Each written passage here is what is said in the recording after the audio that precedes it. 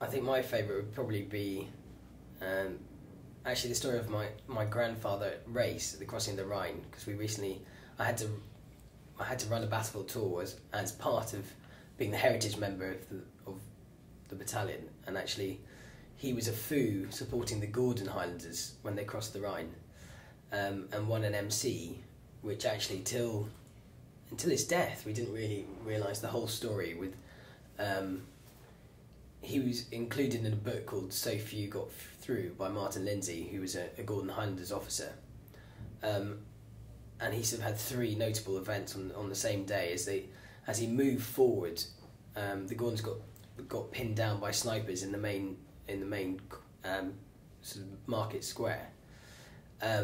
He and his sergeant managed to get a light gun, a 4.7 howitzer, into an upstairs room, and then fired directly out of the window at the sniper across the marketplace in order to start clearing the snipers so the Gordons could get on. And then, as far as I make out, decided to go out for a jolly on a patrol later that day. And as they were crossing a road, of which they all decided to run across at the same time in order to, in case there was a German covering the position, the last two guys, of which one was an officer, one was a jock, got hit, and he then went back and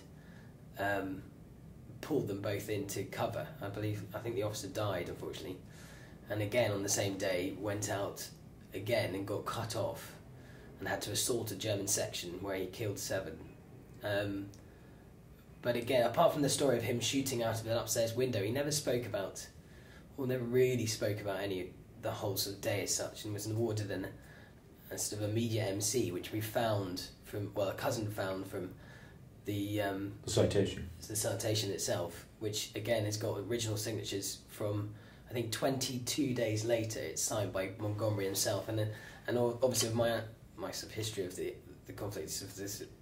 mainly based on war films, but the sort of key characters of the time that you hear about, General Horrocks and all, are all included in that. It's signing it every couple of days, and then it's passed up the chain, and so it was quite a document to see, and again, completely not discussed till after he died, and he had started opening up on stories while I was at Sandhurst, just sort of military stories which I had never heard, but this was something that never came up until after his death. And I went and visited Race, where he told these stories to me,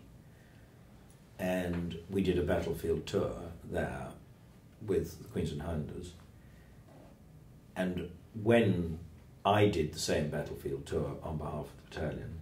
all the places where my father stood, I stood, and all the places where I had stood on the previous battlefield tour, Freddie stood. And one little vignette of that was that we'd had some time